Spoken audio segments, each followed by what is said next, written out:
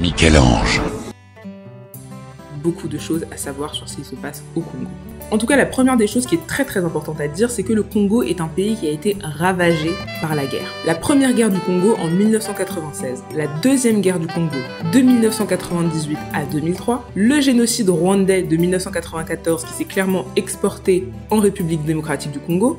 Il faut clairement réaliser une chose, c'est que de 1996 à 2008, donc de la première guerre du Congo à 2008, il y a eu plus de 6 millions de morts au Congo, principalement des civils, ce qui est le plus gros bilan depuis la Seconde Guerre mondiale. Et pourtant, ça s'est passé dans l'indifférence presque la plus totale. Donc depuis 2008 environ, il y a eu des accords de paix. Pourtant, la paix n'est jamais revenue au Congo. Et pourquoi? Ça, c'est parce que justement, le Congo est un pays qui attire énormément de convoitises. Clairement, le Congo est le pays le plus riche d'Afrique en matière de ressources naturelles.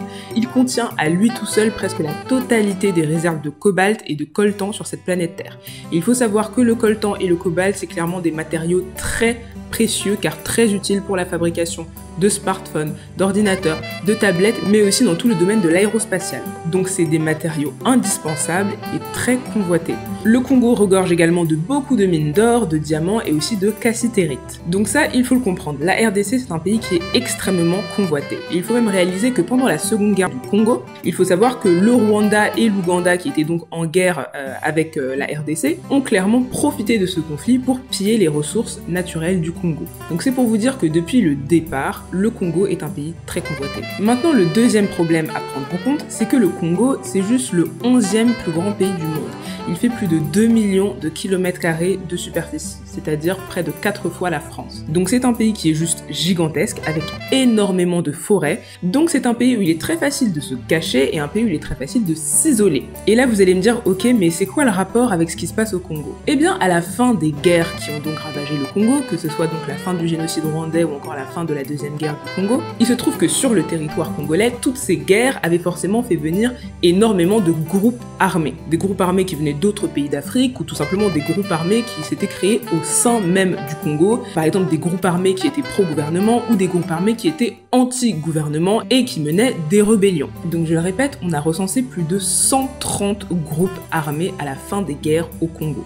130 groupes armés, dispersés sur un territoire de 2,5 millions de kilomètres carrés, sur un territoire extrêmement convoité et très riche en matière de ressources naturelles, avec un pays qui vient de subir 6 millions de morts et qui est donc particulièrement fragile et désorganisé. Vous comprenez donc très rapidement que c'était une atmosphère qui n'était pas du tout propice à la paix. Parce que tout simplement, les groupes armés se sont rendus compte que la meilleure des manières de financer leurs affaires, c'est-à-dire s'acheter des nouvelles armes, se développer, financer des luttes de pouvoir ou tout simplement s'enrichir, le meilleur moyen c'était l'exploitation illégale des ressources de la République démocratique du Congo. Et donc très rapidement, il y a des mines en RDC qui ont été prises d'assaut par des milices armées, qui sont donc surveillées par des milices armées, des groupes armés, qui vont donc exploiter ces mines pour ensuite les vendre à des marchands, qui vont ensuite les vendre à des grandes entreprises occidentales. Parce que c'est bien ça le problème avec ce qui se passe au Congo. Il faut quand même réaliser que chaque année, entre 300 millions et 600 millions de dollars d'or,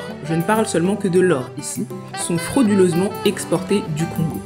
Sauf qu'à un certain moment, pour que 300 à 600 millions d'or soient frauduleusement exportés du Congo, c'est qu'il y a pas mal de personnes qui achètent derrière et qui ne veulent pas trop savoir si l'or vient de mines exploitées illégalement par des groupes armés au Congo. Et c'est pour ça que beaucoup de politiciens congolais dénoncent en réalité une espèce de complicité de l'Occident qui profite clairement de cette instabilité au Congo pour pouvoir tranquillement commercer et récupérer des biens qui ont été illégalement exportés du Congo. Et là-dessus, beaucoup d'ONG ont mené des enquêtes, une notamment qui a fait beaucoup parler, c'était l'ONG The Sentry, qui a mené une enquête justement sur les réseaux de contrebande qui lient les groupes armés et les pilleurs au Congo aux grandes entreprises occidentales. On a remarqué que le chemin était très simple en fait. C'est-à-dire que les groupes armés, les pilleurs vont donc piller, exploiter illégalement les mines d'or, les mines de coltan, etc.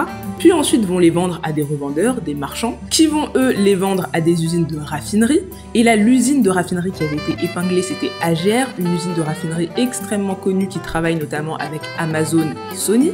Et une fois que l'or est raffiné dans ces entreprises, elles sont tranquillement exportées vers les États-Unis, vers la France et le reste de l'Occident. Et c'est ainsi qu'on retrouve des minerais de sang, parce que c'est comme ça qu'on les appelle, que ce soit l'or, le cobalt, le coltan, tous les minerais qui sont pillés illégalement en RDC, tous les minerais qui sont exploités dans des conditions inhumaines et dégradantes, on appelle ça des minerais de sang. Et c'est donc en suivant le circuit dont je viens de vous parler que les minerais de sang sont intégrés dans l'économie légale mondiale. Ce qui fait qu'en réalité, quand on nous parle de l'instabilité du Congo, le fait qu'il y ait encore des guerres au Congo, on oublie de rappeler que ce ne sont plus tellement des affrontements intercommunautaires, interethnies, politiques, ce sont très souvent des affrontements liés à l'économie, à la convoitise, c'est-à-dire les ressources naturelles du Congo. Ce n'est pas un hasard si au Congo, la guerre qui fait encore le plus de ravages, c'est la guerre du Kivu. La guerre du Kivu qui a démarré en 2004 et qui est encore en cours aujourd'hui, elle n'a jamais cessé. Et comme par hasard, le Kivu est l'une des régions les plus riches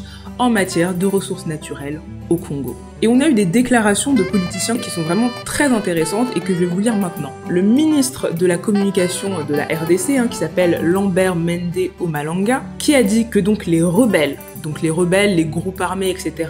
en RDC, sont l'instrument d'un lobby beaucoup plus puissant, celui des gens qui ont pris l'habitude de piller les ressources minières de cette région. Ils veulent maintenir le chaos et sentent leurs intérêts menacés par le rétablissement de l'État, donc de l'État congolais. Et vous avez aussi le sénateur Père Saint-Paul qui pensait exactement la même chose et qui allait même plus loin en disant que cette nouvelle guerre à l'est du Congo a été présentée comme un conflit ethnique ou tribal alors que le problème essentiel a été le contrôle par de grands groupes européens et américains des ressources naturelles du Congo. C'est juste au moment où le Congo a essayé d'établir des contrats commerciaux avec la Chine pour exploiter le cuivre et le coltan, avec des contrats beaucoup plus avantageux pour le Congo, que les multinationales, avec la complicité des grandes puissances internationales, ont provoqué ce conflit. Ces seigneurs de guerre se sont en effet transformés en milices, contrôlant chacune un territoire minier, leur scission politique masquant en fait des différends commerciaux. Alors du côté de l'Occident, il y a eu des tentatives d'aborder ce sujet du Congo, d'essayer de faire des efforts. Il y a eu notamment le processus Kimberley, je pense que vous en avez entendu parler, c'est le principe de la certification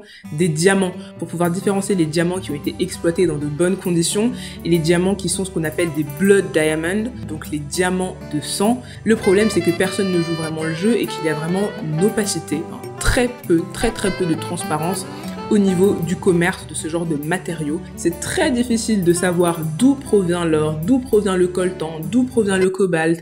Est-ce que ça provient effectivement de mines qui sont contrôlées par des groupes armés? Et quand bien même il n'y aurait pas de groupe armé, est-ce que ce sont des enfants qui travaillent dans ces mines? Est-ce que des personnes ont été tuées? Il n'y a aucune transparence et aucune sûreté à ce niveau-là. Et quelque part, c'est peut-être parce qu'on n'a pas tellement envie de savoir, n'est-ce pas? Il y a certaines personnes, ou plutôt certains gros groupes, grosses entreprises occidentales, n'ont aucun intérêt à ce que les exportations soient très contrôlées, très vérifiées, et que ça mène peut-être à une diminution des exportations.